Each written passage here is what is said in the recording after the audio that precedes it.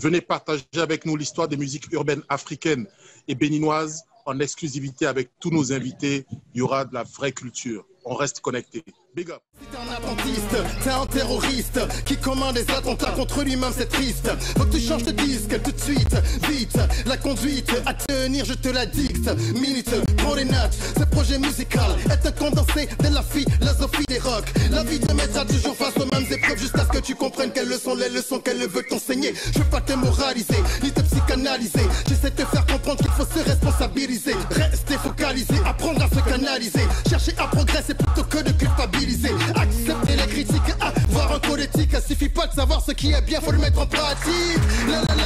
Tu connais la chanson E-Ray, jusqu'à bougie Ray. Ton pire ennemi n'est pas dans l'étranger. Pour changer le monde, commence déjà par te changer. Est-ce que le message est clair? Est-ce que le message est clair? Ton pire ennemi n'est pas dans l'étranger. Pour changer le monde, commence déjà par te changer. Est-ce que le message est clair? Est-ce que le message est clair? Salut! Salut! Monsieur Ezi! Yes, Mr. Dossou! Ça va? Ça va très bien, et toi? Ça me fait vraiment plaisir de te voir en chair et en os. Moi également. Pareil, ça fait super plaisir.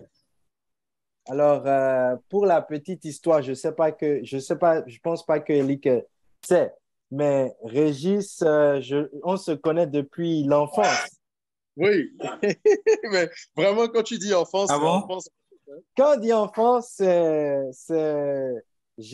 suis grand comme 5 pommes et Régis est grand comme 2 pommes, genre. Ok.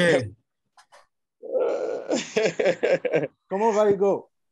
Il va très bien, Ça va très bien aussi de son côté. Il a l'air très, très tranquille, très calme. Oui, il n'est pas très réseaux sociaux, en effet. Il n'est pas réseaux sociaux, pas des masses, quoi. Ouais, je pense que lui et moi, on s'est parlé une fois il y a longtemps, peut-être, je crois que c'était par LinkedIn. Je me souviens même plus. Mais tu sais comment c'est avec la famille, les enfants, les activités, après on peut... Ouais, tout le monde galope. Ouais. Elick, ça va? Bien, et toi? Fais un beau? Tu as vu que j'ai encore fait mon truc là pour m'en sortir? Quel truc? Tu vois, tu lis pas mon nom de l'autre côté? Il y a 4 connectés là. Ah oui, bon, ça, je ne pose plus de questions. Quand tu te connectes,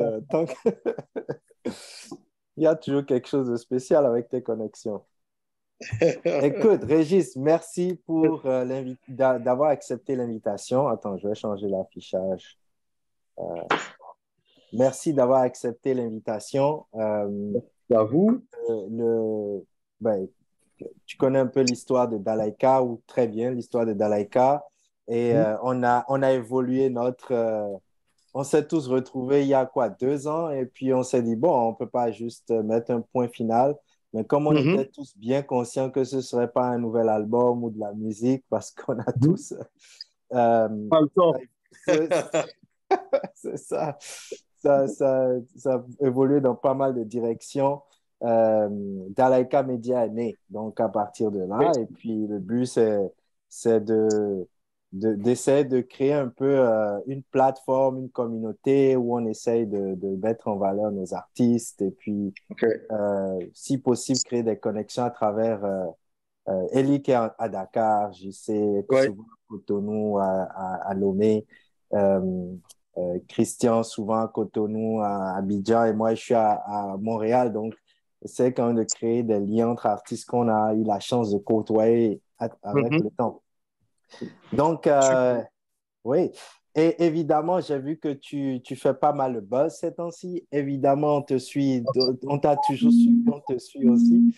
Et je me suis dit, pourquoi pas inviter Régis pour qu'on fasse un petit tour dans les coulisses avec toi. Alors, super. Merci beaucoup déjà à vous pour l'invitation et bravo pour Dalaïka Media qui va être une plateforme qui va compter à mon avis parce que c'est des passionnés évidemment qui sont derrière. Donc ça se ressent toujours quand le travail est fait par des passionnés, quoi. Exactement. Sans plus tarder, il y a beaucoup de biographies, juste pour ceux qui vont... le concept de l'émission, évidemment, on a une ligne directrice, mais le but n'est pas d'en faire une interview classique. Le but, c'est vraiment d'avoir une conversation, d'avoir des thèmes où on échange. Et Elick dit ça très bien, c'est d'essayer de faire une espèce de transmission de savoir, n'est-ce pas, ou de nos expériences. D'accord. Il y a beaucoup de biographies de Régis Hésigne en ligne. Il y en a une très belle d'ailleurs sur ton site que j'invite tout le monde à voir. C'est regishésigne.com. C'est ça. Tu es aussi connu sous le pseudonyme d'artiste de E-Ray. Mais je voulais te demander si tu devrais le dire dans tes propres mots. Qui est Régis Hésigne? Parle-nous un peu de ton parcours. Je sais que ça pourrait prendre une journée, ton parcours. Non, ça ne prendra pas une journée. Si tu devrais... Alors, merci. Écoute, je me définis comme un entrepreneur. Je disais souvent serial entrepreneur. Aujourd'hui, je préfère présenter ça autrement. Je suis un entrepreneur multipotentiel. C'est comme ça que je me définis véritablement. Et simplement parce que je suis sur différents fronts. Et si je dois parler de façon, ramasser un peu de mon parcours, j'ai un parcours scolaire déjà classique. J'ai fait mes études à Cotonou jusqu'en terminale. J'ai obtenu mon bac. J'avais 16 ans, donc j'ai négocié une année sabbatique avec ma mère. Il l'a accordé. Et pendant cette année sabbatique-là, j'ai côtoyé surtout un ami qui avait un prêt-à-porter. C'était à l'époque où il n'y en avait pas 1000 encore à Cotonou. Un prêt-à-porter vêtements jeunes. Et ça m'a permis de voir un certain nombre de choses au niveau de business. Moi, j'ai toujours été un petit peu business. Je vendais des poèmes à l'école. Je vendais des posters que j'arrachais des Star Club, que je vendais à l'unité. Bon, donc, j'aimais déjà un peu toutes ces choses-là. Donc, j'ai fait cette année-là. Après, je suis allé au Ghana. Je suis resté 1 an au Ghana et je me suis retrouvé à Paris où j'ai donc fait mes études supérieures. Jusqu'en 2009, j'ai obtenu un master en management interculturel et traduction. Et après ça, je suis resté quelques mois en France avant de rentrer. Donc pour moi, c'était assez clair dans mon esprit. J'avais envie de rentrer en Afrique. Alors, est-ce que c'était au Bénin spécifiquement? Pour moi, c'était rentrer en Afrique. Et après, évidemment, le plus simple à l'époque pour moi, c'était de rentrer au Bénin d'abord. Donc, je suis revenu au pays avec un album. Donc, entre-temps, j'avais commencé la musique depuis 2002. Il faut dire que je faisais quelques interprétations à l'école avant de commencer le rap. En troisième, en seconde, j'ai pu faire une interprétation de Cisco et une autre de Poetic Lover. Cisco, quelle chanson? Unleash the Dragon. Unleash the Dragon. Ah ouais, ça faisait C'était en l'an 2000, donc c'était Cisco ou rien. Donc c'était ça. Un peu avant ça, j'avais déjà un groupe de boys band en 6e, 5e avec des potes ou avec les pianos un peu synthés là, où il y a des instrus ou des rythmes enregistrés. Je faisais des petits trucs. J'amenais à l'école, il y en a un qui chantait, moi j'écrivais, je chantonnais, quelqu'un dansait. Bref, c'était à l'époque To Be Free, Alliage et tout ça. Donc, j'ai fait un peu tout ça et j'étais très, très, très, très amoureux de musique déjà. Et en première terminale, que j'ai fait les 2 classes en une année, là, j'ai rencontré Daniel, donc Nasty Nesta, et on a créé notre premier groupe. Lui, il écrivait déjà des textes de rap. Moi, j'écrivais plus des chansons à l'époque, un peu R&B et tout ça. Au début d'ailleurs du groupe, on était 3, il y avait Master X, il y avait Nesta. Et avant 5e élément, qui a été le premier groupe, ça s'appelait, je crois, Quintessence ou un truc comme ça. Et je chantais au début, je faisais des refrains assez merdiques d'ailleurs, je trouve, avec le recul, chantonnais. Et très vite, je me suis découvert une fibre pour le rap parce que ma première passion, c'est l'écriture. L'écriture, oui. En fait, j'écris des petits livres. Ma mère a gardé plein d'archives. J'écrivais des histoires, des BD, plein de choses de plus petit. Et du coup, j'ai trouvé que le rap était un bon terrain d'expression parce que tu peux dire beaucoup de choses dans un laps de temps assez court. Oui, c'est un bon conduit pour l'écriture. C'est ça, merci, c'est un bon conduit. Si tu vendais de la poésie déjà. Exactement. Donc, c'était pour moi tout bénéf, entre guillemets, de faire du rap. Et on a commencé avec Nasty, on a créé le 5e élément. On était 2 parce qu'on s'est vite séparé de Master X. On n'avait pas vraiment la même vision artistique. Donc, on s'est retrouvés à 2. Un peu plus tard, on a rencontré SAM. Donc, le 5e élément, c'était 3 personnes finalement. Et on a créé le Takaku Record avec DCH et qui est Mouna aujourd'hui, qui est au Sénégal, et puis BMG Yari. On a créé le Takaku, qui a été un label qui a eu un certain succès. Grâce à quelques bien sûr. Fort à l'époque. Donc voilà un peu comment musicalement moi j'ai commencé. Entre-temps, moi je suis parti pour mes études. Après, Danny Nesta aussi est parti. SAM était plus ancré dans le son, mais il avait également toute sa vie d'ingé son et tout ça. Je ne sais pas si Eric est là, mais Sam Sid est maintenant à Dakar, non? Sam Sid est à Cotonou, il est rentré. Il est à Cotonou. Mais en fait, on était avec SAM. Oh, SAM, ok, je comprends. Okay. Voilà. Donc, mais Sam Sid. Là, il parle de SAM. Qui était à côté de chez nous, là. Exact. C'était le studio de maison qu'on aimait bien. Ouais. Mais c'est ça, dans tout ça, je ne comprends pas comment nos chemins ne se sont pas croisés dans la musique, à moins que moi, j'étais peut-être déjà parti avec... Ouais, je pense qu'il y a eu des décalages en termes aussi justement d'âge et tout ça, parce que avec les études, tu étais parti et tout. Oui, ok. Parce que jusqu'à SAM, c'est venu très proche, là, dans les cas et tout ça. Donc j'étais là tout le temps. Hein. On aurait dû faire une collabo. Je ne sais pas s'il y a eu... Je sais pas s'il y a eu des décalages, mais je sais qu'à un moment, Christian était assez proche quand même. Oui, il était souvent avec au niveau de je le croisais assez souvent. Mais c'est vrai que... Je le croisais assez souvent. Après, moi, ça a été très bref aussi, parce que en gros, j'ai commencé à faire de la musique plus ou moins en 2001-2002, enfin à faire du rap en 2001-2002. Ah, moi, je suis parti en 2003. Je suis parti fin 2002. Ok, je comprends. Voilà. Et moi, 2003, déjà, j'étais parti aussi, parce qu'en 2002, j'ai eu le bac.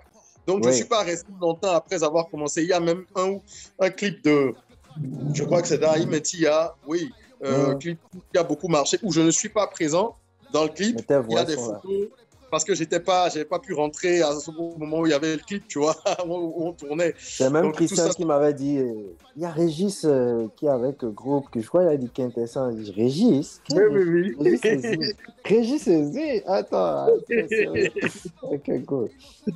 Donc voilà comment ça a démarré. Après moi, j'ai fait mes études, j'ai fini, je suis rentré. Et quand je suis rentré en 2010, j'avais un album. Puisqu'en temps, j'avais sorti déjà un album en 2007, lequel il y avait Tatata. L'album s'appelait Expérience. C'était un album un peu expérimental parce que c'était pas du tout rap au niveau des instrus. J'avais rencontré en séjour Erasmus, donc échange scolaire en Espagne. J'avais rencontré un Suisse qui faisait de la musique. Il était étudiant aussi. Mais lui, il faisait de la musique sur son Mac et tout. C'est un gars qui jouait du piano. Rien à voir avec le hip-hop, quoi. Vraiment, rien à voir. Donc, il faisait des compositions blues, etc. Donc, c'était vraiment une belle expérience. On a fait ça un peu comme un projet d'étudiant. Oui. Un projet artisan. On a donné un album. Un album et Tatata qui était le premier single extrait de cet album a été un beau succès. C'est un morceau que même quand je reprends encore aujourd'hui sur scène, les gens aiment beaucoup. Après, quand je suis rentré définitivement en 2010, j'avais enregistré un album avant de rentrer sur lequel il y avait Jeanne d'Arc-en-Ciel, qui a été le single phare et qui m'a probablement révélé à beaucoup de gens qui ne connaissaient pas ce que je faisais musicalement. Parce que bon, voilà, c'est comme beaucoup d'entre nous, hein, c'était école ou université, musique. Donc, voilà, c'est pas comme si tous les jours, du matin au soir, on faisait ça, on avait cette passion-là. Mais à côté, c'était les études d'abord. Du coup, il y avait des flottements dans les carrières. Des moments où pendant plusieurs années, tu n'as rien. En même temps, j'ai sorti une mixtape pour faire patienter un peu les gens en 2009, qui s'appelait Storm Alert. C'est de là que suivi Irrésistible, ton premier album. Voilà, l'album Irrésistible qui arrive en 2010 avec Jeanne d'Arc-en-Ciel qui fonctionne bien. Et puis, à ce moment-là, ça s'enchaîne vraiment. Moi, je suis rentré, je veux créer ma boîte, mais je ne l'ai pas encore fait. Donc, je suis consultant au début pour des sociétés. Je fais de la traduction, des conseils en communication, des choses de ce genre. Et en 2011, je fais mon concert à l'Institut français. Je crois que ça a été un des plus beaux moments. Donc, grande scène de l'Institut français en 2011, complètement full. C'était vraiment beaucoup de frissons. Et le après CCF, ça, n'est-ce pas? ouais, c'est ça, CCF, qui s'appelait encore, voilà, CCF à l'époque. Et après ce concert-là, j'ai plutôt fait en underground, on va dire, ou en back.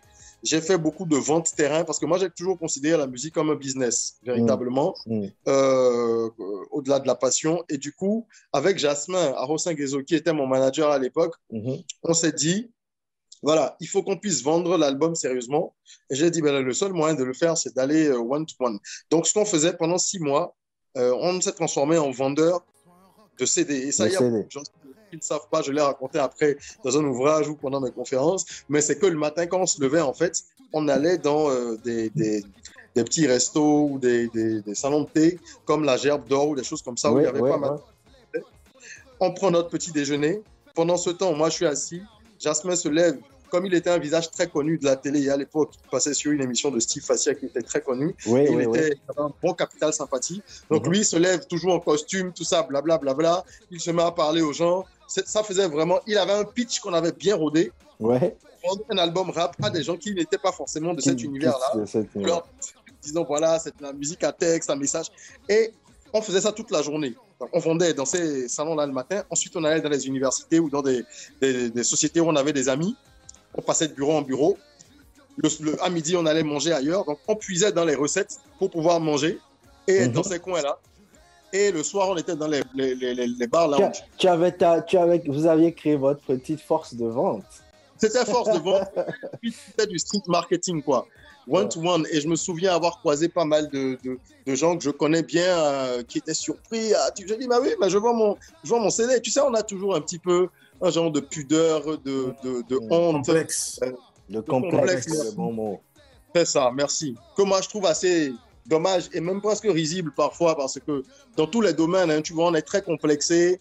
Et comme tu l'as dit, et voilà, finalement, c'est le résultat qui compte. Moi, en 6 mois, on a vendu près de 3000 CD. Et le CD, je te jure, le CD, il était à 2000 francs et on rencontrait des gens qui donnaient 5000. J'ai rencontré pas mal de connaissances aussi qui ont payé 5000. Il y a des soirées où il y avait des événements au Mojito ou à des coins comme ça. On se rendait là-bas, on avait les CD. Mais attends, il y a un jour où on a vendu, je crois que le record, c'était 40 ou 50 un jour. Et quand je partais de la maison, j'ai pris une vingtaine de CD. Ma mère m'avait dit, tu vas en vendre plus aujourd'hui, prends-en plus. J'ai dit non. Et je me suis retrouvé à rentrer à la maison à 23h45 avec ma moto pour récupérer des CD supplémentaires et repartir. Et tu vois, et franchement, ça a été une superbe expérience. Pour moi, c'est un cas d'école. Et pour moi-même, ça m'a permis, avant que je commence à créer mes autres entreprises, de comprendre que voilà, je devais rester tel que j'étais déjà, c'est-à-dire orienté résultat. Bien sûr. Quoi, dans des bulles de tarification, tout ça. Régis, moi, j'aime bien t'écouter parce que tu représentes une certaine... Ce serait bien si on peut te voir, Elic, mais bon. Ouais, bon, vous allez me voir tout à l'heure. Okay. Alors, Elic a dans d'autres thèmes d'abord. Tu représentes une certaine époque pour moi, du hip-hop béninois. Et moi, je retiens de toi, tu n'as justement jamais été dans tout ce qui était starification et tout le reste. Tu as toujours été un puriste. Et ce qui fait que d'ailleurs, je pense que ça a même joué un moment contre toi parce que tu étais en mode discrétion parfois, tellement que tu étais puriste dans ton truc. Ça t'a mis en mode discretos. Mais est-ce que tu dirais que si, parce que nous, on a été confrontés à ça. Ceci dit en parenthèse, Elic, juste une petite parenthèse. Ne pas être en mode starification, mais quand même vendre 3000 copies de ton premier album. Il est clair que ça, tu as réalisé une performance. On connaît le marché. Je ne pense même pas qu'il y a des stars qui ont fait performance. Voilà. Alors, pour revenir un peu sur le fil de mon idée, c'était parce que nous, on a été confrontés à ça. Nous aussi, on avait cherché des méthodes. On a essayé de renouveler un peu l'environnement. Et je me rappelle, si Lionel se souvient, ça partait déjà du prix initial du CD. Parce que nous, quand on est venu, le CD était à 15 000 et que c'était complètement inaccessible pour le pouvoir d'achat du Béninois lambda. On a mis à 1000 francs, non? Voilà. on l'a ramené à 2000 ou 2500, je ne me rappelle même plus. Et cette stratégie-là a permis de justement d'aider le mouvement à prendre une autre ampleur. On visait les collèges. Voilà, notre premier public, c'était des jeunes comme nous. Donc, on sait que, voilà, on n'était pas riche à souhait non plus, tu vois. Mais ce sur quoi je veux attirer l'attention, est-ce que tu penses que, parce que c'est une question qu'on s'est posée avec les autres, si cette carrière avait démarré, disons, en 2022, oui. Est-ce que tu penses que ça aurait été plus facile? Est-ce que tu penses que tu aurais pu avoir plus d'impact? Parce que je rappelle que nous, l'époque dont on parle, il n'y avait pas les réseaux sociaux qui... Absolument. Aussi, voilà. Ouais. Et voilà. Donc, juste pour mettre un peu en lien avec le contexte actuel, pour que les gens se rendent compte de combien ce dont tu parles était quand même un exploit à l'époque. Absolument. Alors, je pense que c'est sûr que si on reprend nos différentes carrières, nos carrières respectives dans le contexte actuel, il peut y avoir plus d'impact. Je mets impact entre guillemets. Je mets ça entre guillemets pour une raison simple. Autant on peut avoir plus de visibilité, être plus connu, et c'est ce qui aurait été le cas si nos carrières débutaient aujourd'hui. Mais je ne sais pas si l'impact tel que moi je le perçois aurait été forcément meilleur. Parce qu'aujourd'hui, comme je dis souvent, les choses sont très diluées. Tout est très dilué au niveau de la musique. C'est-à-dire, tu peux avoir énormément de visibilité, mais si tu ne donnes pas au grand public, au public mainstream, ce qu'il veut écouter, en fait, tu n'existes pas. Et pour exister auprès du public mainstream, il faut être prêt à faire certaines choses qui, à mon avis, ne rentrent pas dans la façon dont nous voyons la musique. Le côté puriste. Ouais, ça, on est d'accord. Après, il y a un équilibre à trouver. Comme disait Lionel tout à l'heure, il disait, évidemment, tu vois, j'étais un peu plus effacé probablement que d'autres. Je crois que c'est le choix de la musique qu'on fait, mais c'est aussi peut-être l'éducation, je ne sais pas. C'est pas du tout de la pudeur, mais c'est une façon de voir peut-être la vie. Et après, je crois que quand les choses doivent venir vous chercher, elles viennent vous chercher. Parce que quand moi, j'ai commencé à monter mes premières boîtes dès 2012, dans d'autres domaines, donc communication, après agroalimentaire et tout ça, j'ai eu beaucoup de visibilité à travers mes activités entrepreneuriales, sans forcément vouloir aller chercher. C'est-à-dire que pour des raisons ou d'autres, je pense qu'il y a des éléments qu'on ne maîtrise pas non plus dans nos parcours. Bien sûr. Il y a un élément aléatoire. Exactement, aléatoire. Et puis, quand tu as une mission, il y a des étapes que tu dois probablement franchir pour pouvoir après avoir tous les éléments, essayer de connecter, comme on dit, connecting the dots, comprendre pourquoi tu peux passer par ça, pour faire ci et ça. Ça, c'est tout à fait vrai. Voilà. Donc, toujours en étant en 2012-2013 avec les réseaux sociaux qui n'étaient pas non plus ce qu'ils sont aujourd'hui, j'ai quand même eu beaucoup d'ouverture. Et je dois reconnaître que le fait d'avoir fait de la musique auparavant m'a aussi, en tout cas, a aidé mes activités énormément. Parce que je me souviens qu'il y avait beaucoup de journalistes, que ce soit presse écrite ou radio, tout ça, qui me contactaient parce que pour eux, c'était intéressant d'avoir un sujet dans lequel on a un rappeur qui fait de l'entrepreneuriat, et ils titraient d'ailleurs tous le rappeur devenu entrepreneur, ou alors des formules similaires, ce qui en soi... On peut même dire que tu en avances sur ton temps dans ce sens-là, parce que un peu.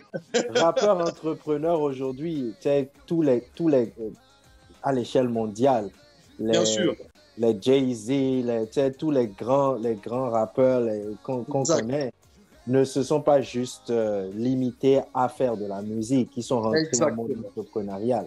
Donc, et même des gars comme Amir ou CCC aussi qui ont pris cette tendance-là, c'est avant-gardiste déjà à l'époque. Absolument. Ouais. Moi, je retiens deux choses de ce que tu partages avec nous. Ça a l'air peut-être anodin, mais je pense que c'est important.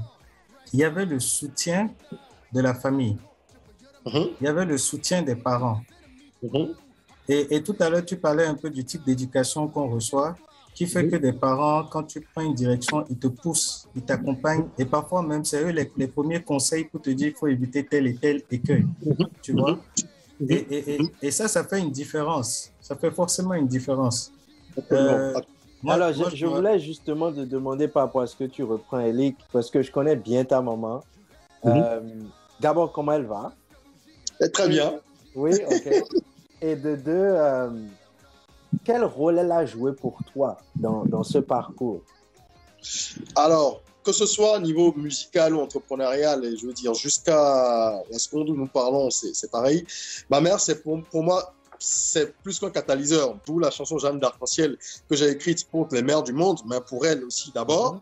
Parce que, au-delà de ce qu'on peut avoir comme histoire personnelle, chacun avec un parent X ou un parent Y, pour moi, j'ai grandi avec ma mère, uniquement. Donc, il y a des liens très forts, déjà. Et je crois qu'elle m'a toujours beaucoup fait confiance. Beaucoup. Parce que j'ai parfois fait des choix qui n'étaient pas forcément, je veux dire, les plus logiques dans des situations. Je veux dire, quand j'étais en France, j'ai fini mon master, j'ai été major de promo, j'avais des propositions de travail. Je suis resté juste, je crois, 8 mois dans la boîte où j'ai fait mon stage de fin d'études, le temps de préparer mon retour. Et ma mère n'était pas forcément super pour. Bon, mon père était contre, évidemment, et d'autres personnes du famille. Mais ma mère, elle était un peu sceptique. Après, elle m'a dit, écoute, vas-y, fais un peu, entre guillemets, fais ce que tu veux, mais pas fais ce que tu veux comme ça, parce qu'on a échangé, elle a compris un certain nombre de choses. Et quand je suis rentré, j'ai fait ma musique avant de créer mes boîtes, le temps de reprendre mes repères. Elle me disait, si c'est ce que tu as envie de faire, vas-y. Maintenant, est-ce que tu penses que tu vas faire ça sur le long terme? Et je lui ai dit non. Donc, je lui ai expliqué un peu ma démarche. J'ai eu cette chance-là, c'est vrai, d'avoir une mère qui me faisait confiance. Mais peut-être aussi parce qu'elle a vu que j'étais pas non plus, c'était pas des choix inconscients. Et tu étais responsable. Que tu pensais tes décisions. C'est ça, c'était risqué, évidemment. Mais c'était pas irresponsable. Irresponsable, oui. Tu vois, je dis, je veux pas travailler dans une boîte, je veux créer mes boîtes. Tout le monde me dit, ah, mais on a payé des études, on a fait ça, pourquoi? Ma mère me dit, bon, tu veux monter une boîte dans quoi? Tu veux faire quoi? Donc, je pense qu'elle a vraiment toujours cru en moi. Et évidemment, ça, c'est un soutien extraordinaire parce que si vous-même, vous avez déjà de la motivation et que vous avez cet élément en plus, c'est-à-dire ne serait-ce qu'une personne de la famille et surtout la personne la plus importante pour vous, qui vous donne un peu de champ et vous dit, allez, vas-y. Et puis, comme je dis, dans Jeanne d'Arc-en-Ciel, c'est mon supporter, même si je perds tous les championnats du monde, ça restera mon supporter numéro 1. Comment tu veux que je n'ai pas, tu vois, suffisamment de gnac le matin? Donc, ça m'a beaucoup aidé dans mes différentes entreprises aussi. On n'a pas toujours été d'accord. J'espère. Ce serait, si vous êtes tous d'accord, c'est bizarre. C'est ça. Mais après, tu vois, je pense que tout ça, ça se mérite et ça s'arrache parce qu'au-delà d'elle, comme je dis, il y avait des gens autour, dans la famille et d'autres personnes qui n'étaient pas forcément pour. Mais au final, les gens, tu leur cloues le bec par ce que tu arrives à faire. Moi, je suis parti de la maison. Après un an et demi, quand je suis rentré, je suis resté à la maison encore le temps de reprendre mes marques. J'ai d'abord pris le Zemijan 1. Après, j'ai acheté une moto. C'est-à-dire, j'ai vraiment fait les étapes. Je voyais bien un peu dans nos environnements, les railleries, tout ce qu'il peut y avoir autour. Mais tu sais, moi, c'est des choses, ça ne me touche pas parce que je sais un peu où je vais. Et au fur et à mesure, les gens se sont ralliés parce que quand je suis parti de la maison, j'ai dit à ma mère, je vais prendre un appartement, je veux être entrepreneur, je viens de créer ma première boîte officiellement. Il faut que je vois si je suis capable de gérer mes propres charges, c'est-à-dire manger, payer mon électricité et tout ça. Et on connaît les parents. Il m'a dit, mais non, il y a de l'espace. Bien sûr, tous les enfants sont partis, donc ils sont seuls à la maison. Reste là. J'ai dit, non, il faut vraiment que je check ça. Donc, je suis parti. J'avais mon premier bureau dans le salon de l'appartement que je louais. Et j'avais mis des rideaux au milieu, là, une tringle de... J'avais un rideau à la maison, j'ai séparé en deux. Donc, j'ai géré mes premiers trucs là. Et quelques temps après, quand j'ai commencé à avoir quelques marchés, ça a été difficile parce que je ne pouvais plus avoir de bureau à la maison. Je commençais à avoir quelques clients qui ne pouvaient pas venir, ne pouvaient pas comprendre cette logique. Donc, je devais avoir un bureau en ville, tu vois. Oui, bien sûr. Le budget pour avoir les deux. Du coup, j'ai déménagé dans la même zone. J'ai déménagé pour 20 000, je crois. Je payais 70 000 francs de loyer et j'ai trouvé un autre appart parce que j'avais déjà mes habitudes dans la zone. Donc, j'ai trouvé un autre appart dans la zone à 50 000. Parce que les 20 000 francs d'écart, là, je devais compléter ça sur l'enveloppe que j'avais pour prendre un bureau en ville. Et j'ai loué un autre appartement où, il y avait des tôles. Je veux dire, ça n'a fait de rien pour les gens. Bon, moi, je ne l'ai jamais caché. Je n'ai jamais dit que je fais du rap, je viens de la rue. Pas du tout. Je suis issu d'une famille aisée. Je ne dirais pas riche, non, mais aisée, franchement. J'ai eu la chance de faire de bonnes études, d'avoir des parents qui me poussent. Ma mère a toujours été là. Mais en face, tu vois, c'est que tu es habitué à un certain nombre de choses. Quand je dis une maison avec une tôle, que les gens comprennent bien, c'est juste que par rapport à ce que moi j'ai vécu, que ma mère m'a offert, que mon père, que mes parents m'ont offert, tu vois, eux-mêmes, ils étaient choqués. Ma mère, quand elle est venue, elle a été au début, elle était tellement triste. Le premier jour, elle a vu ce nouvel appart parce qu'elle m'a dit qu'il n'y avait pas de carreaux. C'était un appartement, pas de carreaux, tôle et tout. Et je lui ai dit, mais elle me dit, reviens à la maison. Régis, tu me parais une énigme. Je vais te dire pourquoi. Je vais te poser deux questions. La première, c'est... non, peut-être une question. C'est pas... Ce que tu décris là, c'est pas... Je ne veux pas dire c'est pas normal, mais c'est pas assez... C'est rare de voir cela. De voir quelqu'un qui est capable de dire, bon, je veux vraiment m'assurer de faire les choses de la bonne manière, même si ça va me pénaliser à court terme. C'est une attitude qui n'est pas commune. C'est pas tout le monde qui a ça. Et il faut avoir une vraie fibre d'entrepreneur. Mais, avec cette mentalité que tu as, est-ce que ça t'arrive je veux dire, j'ai parfois l'impression que c'est le genre de mentalité qui est pénalisante au Bénin. Et qui est très payante quand tu vis en Occident. Très bien. Et je me demande si tu as parfois des regrets de ne pas avoir décidé de rester peut-être en France ou d'avoir continué ton expérience ailleurs, surtout avec un bagage académique comme ce que tu as. Alors, ta question est très pertinente. Et c'est une question qu'on me pose assez souvent et je réponds très honnêtement en disant que oui, il y a des jours où je suis totalement retourné et je me demande qu'est-ce qui m'a pris.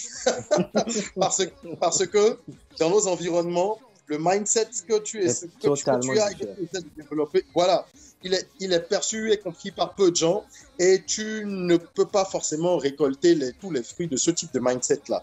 Donc, il m'arrive évidemment de me dire, est-ce que j'aurais pas dû rester en France ou justement continuer dans une sphère, dans un pays où les gens réfléchissent autrement? Mais je suis très vite ramené à autre chose. Aujourd'hui, en fait, je n'ai plus du tout ce genre de phase où je peux avoir ces regrets parce que je ne regarde plus l'Afrique comme le Bénin. En fait, j'ai fait une erreur que beaucoup d'entre nous commettons. Ok, vas-y. Après, il y a un réveil qui survient à un moment ou à un autre. Ça dépend de chacun. Il y a des gens qui comprennent très vite, d'autres un peu plus tard. Moi, j'aurais pu comprendre un peu plus tôt. Il s'agit en fait de comprendre que l'Afrique, pour moi, je suis convaincu, c'est le terrain de jeu de l'avenir. Par contre, ce n'est pas le Bénin. Ce n'est pas forcément chez soi qu'il y a le terrain de jeu. Le marché ne s'arrête pas au Bénin. Voilà. Et ça, c'est une erreur qu'on commet dans tous les domaines d'activité.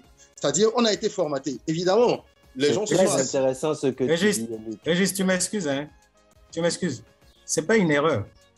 C'est la volonté de pouvoir se réaliser chez soi. Je ne sais pas si tu comprends. Il est normal de démarrer son envol par d'où on vient.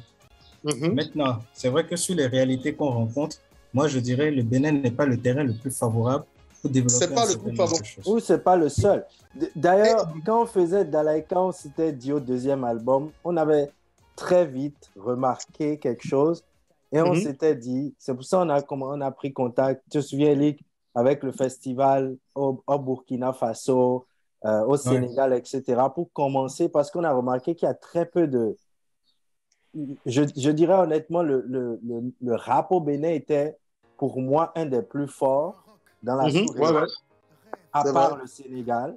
Mais il y avait très peu de rappeurs béninois qu'on retrouvait sur les scènes des autres pays. Sur les scènes, Et on se demandait, mais pourquoi? Et c'est cette tendance-là d'être très tourné vers nous-mêmes. Et de ne pas réaliser que ce n'est pas juste le Bénin, mais l'Afrique, c'est ça. Je pense qu'il y a plusieurs facteurs. Et un des facteurs, Elick disait qu'on a besoin de se réaliser ce soir. C'est vrai, c'est un besoin qui est tout à fait légitime et qu'on retrouve un peu chez tout le monde, chez tous les êtres humains. Mais on sait très bien que, nul n'est prophète chez soi.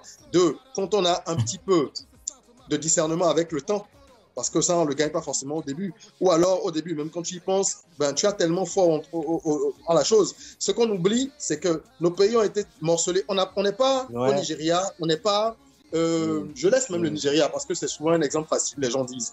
Je prends même des pays intermédiaires en termes de population. D'accord? En termes de population, on n'est pas bien lotis.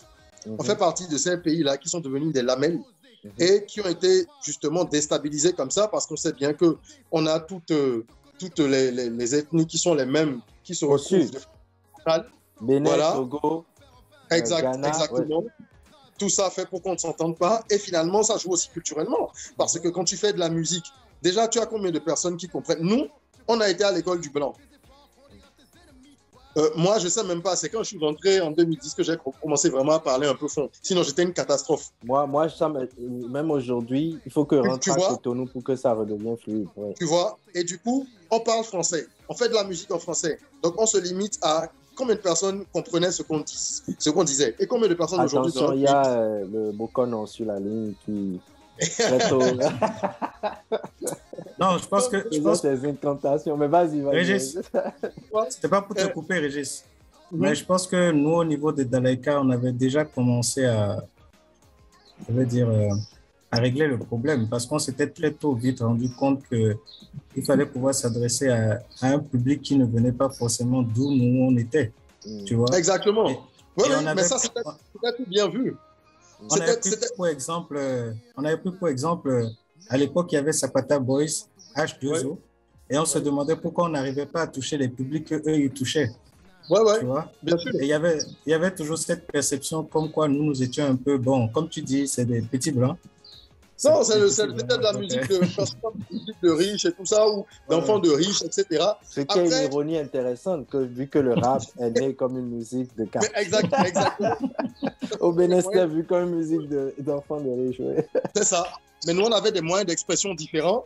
Et forcément, on touchait pas suffisamment de monde. Le problème avec tout ça, c'est que même si tu fais de la musique, aujourd'hui, je prends le cas de certains artistes béninois qui ont une bonne popularité locale et même un peu internationale. Je prends Sessima, je prends Vano, il y en a quelques autres. Ils sont très connus, ils tournent beaucoup, mais il y a toujours pour eux un défi qui va être celui de l'internationalisation. Parce qu'à l'internationalisation, autant si tu fais de la musique en fond, par exemple, au Bénin, tu peux toucher beaucoup de gens. Quand tu prends Camille, quand tu prends Gégé Lapino, c'est des gens, ils ont un public incroyable.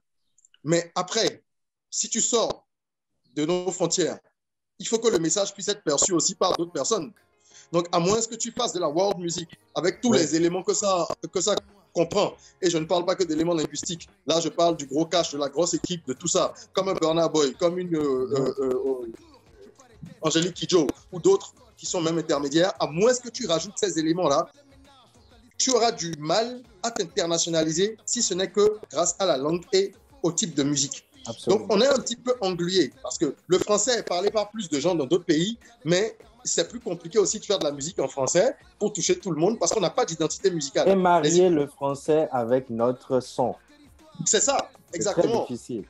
Et ça nous manque. Les Ivoiriens, ils ont créé leur rap ivoire, d'accord, qui est un mélange décalé coupé. Aujourd'hui, je veux dire, c'est le métronome de l'Afrique de l'Ouest, musicalement, déjà que niveau business, c'était le cas. Après, on n'aime pas, la question n'est pas là. Mais si on analyse de façon pertinente, je pense que quand on regarde tout ça, il faut revenir à la question sur laquelle on était par rapport à est-ce que parfois je regrette et tout ça. Je pense qu'aujourd'hui, en fait, moi, j'ai fini par comprendre, il y a déjà 2-3 ans quand même,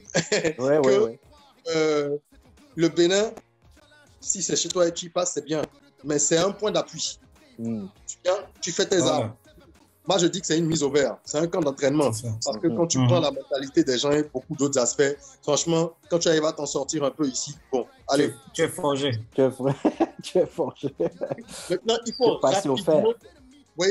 il faut rapidement passer à autre chose. C'est-à-dire qu'il faut très, très, très vite aller à la conquête d'autres marchés. Et moi, je l'ai appris aussi grâce au business. Parfois à mes dépens, parfois non, mais j'ai compris finalement que notre marché est trop petit parce qu'on a parlé de la langue, mais il faut parler du pouvoir d'achat, il faut parler du taux d'alphabétisé. Vu que moi je fais pas mal de choses aujourd'hui dans l'entrepreneuriat, la formation aux jeunes, j'ai pu voir un certain nombre de réalités, j'ai vu des statistiques, je suis allé au contact des gens sur le terrain et honnêtement, les réalités que nous avons en Afrique, non, laisse tomber. Il y a de l'argent en Afrique. C'est une évidence. Ce qui fait que je ne regretterais pas d'être resté en Occident, c'est que le style de vie que moi j'ai envie de mener, je pense que ce serait un peu plus difficile pour moi si j'étais ad vitam en Occident. Par contre, c'est très clair dans mon esprit aujourd'hui. Après avoir eu la chance de connaître quelques succès entrepreneuriaux et de voir, et quelques échecs aussi, tout ça m'a forgé, de voir un peu tout ça, je sais aujourd'hui que je peux déployer un certain type d'activité en Occident et un autre type d'activité en Afrique. Donc pour moi, c'est un pied là-bas. Ok, ouais. Un pied ici. Exemple simple, je fais des vidéos, pas mal de vidéos, je fais du contenu sur tout ce qui est mindset et tout ça, et entrepreneuriat. Ma page Facebook, elle est monétisée, mais je peux pas gagner d'argent avec. Simplement parce que nos pays ne sont pas éligibles.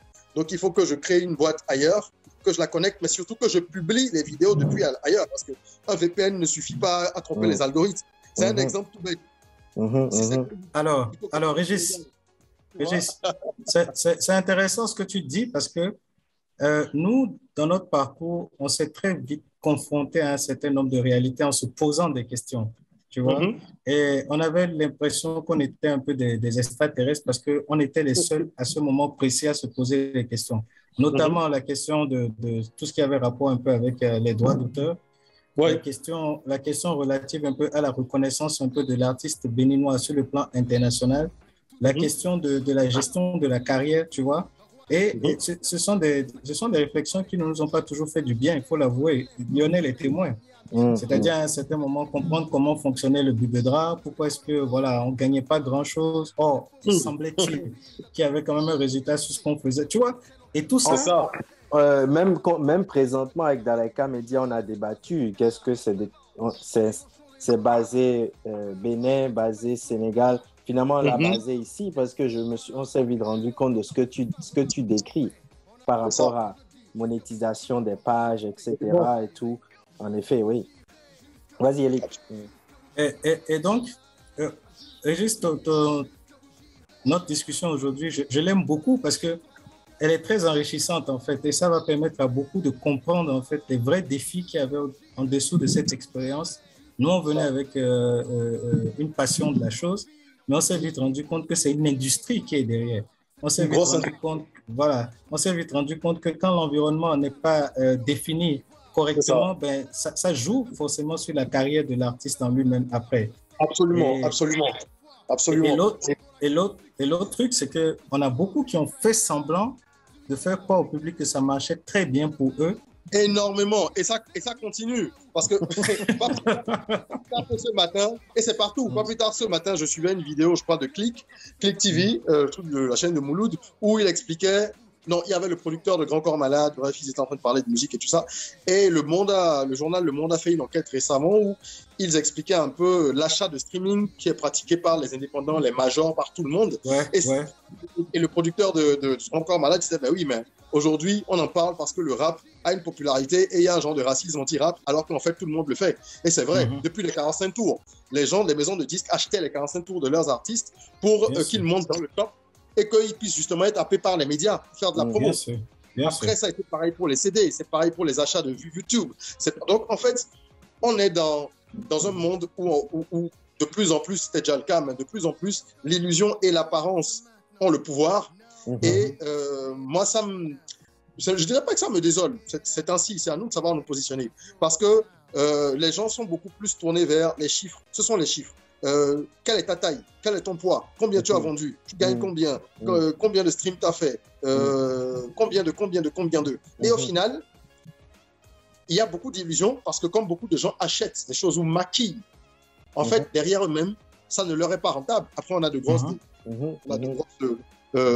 dépressions, des surprises, oui. C'est ça.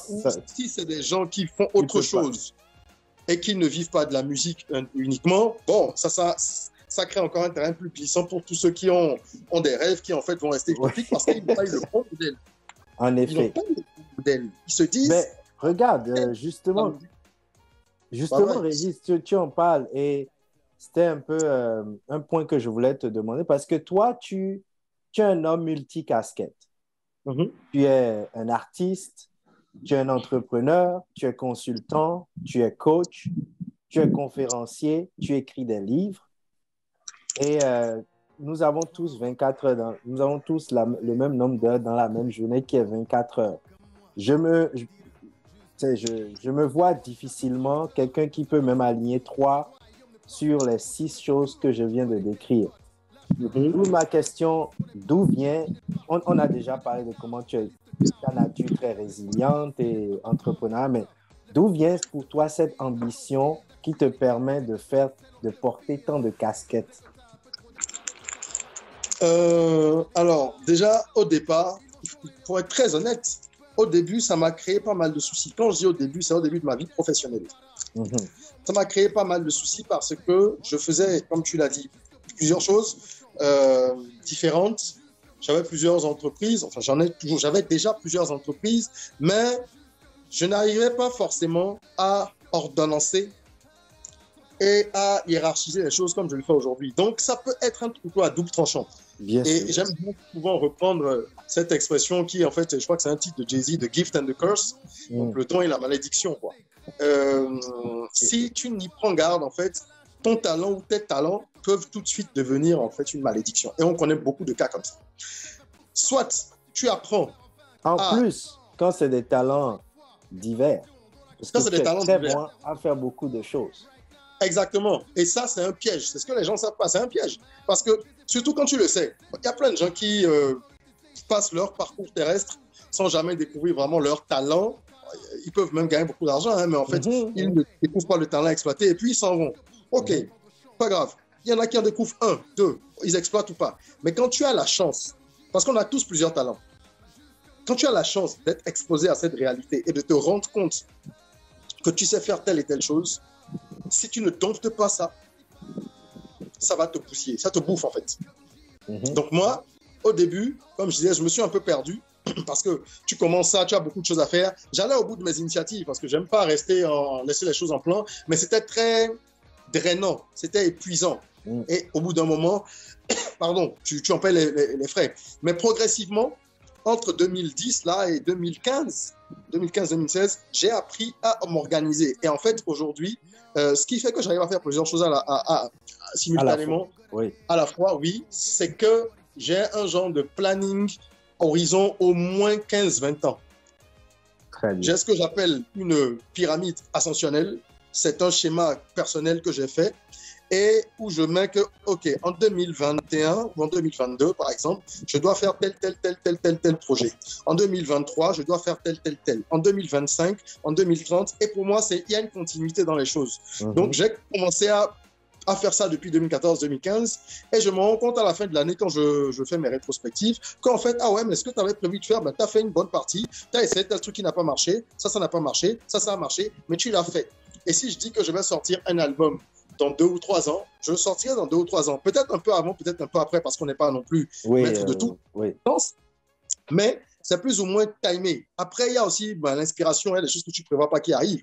Mais c'est une question pour moi de priorité aujourd'hui. C'est-à-dire qu'il y a des activités. Je sais combien de temps je dois consacrer plus ou moins à quel type d'activité. Parce qu'il y a aussi des choses qui nous prennent du temps, Pareto. Et qui ne sont pas importantes.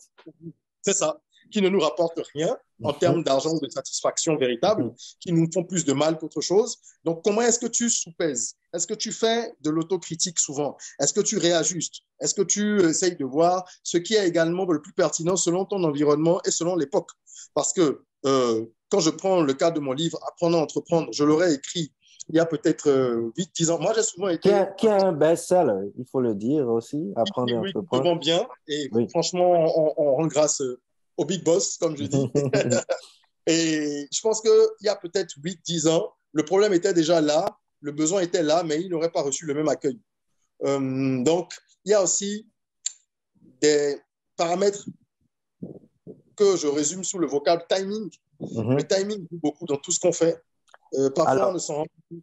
Tu vois. Ce que tu décris là, pour moi, c'est un discours, ce discours que tu viens de nous bien détailler, c'est un discours d'entrepreneur et non pas d'artiste. Oui.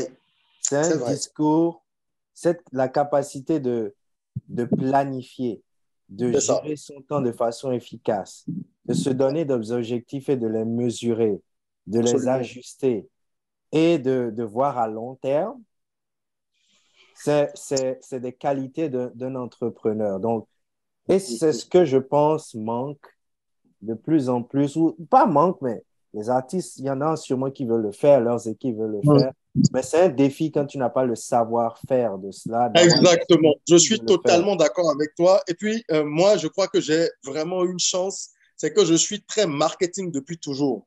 Donc, en fait, tout ce que je fais, j'ai ça qui est venu me soutenir, en fait, dans mes ambitions artistiques depuis toujours. Comme l'exemple de la vente de CD dont j'ai parlé. Oui.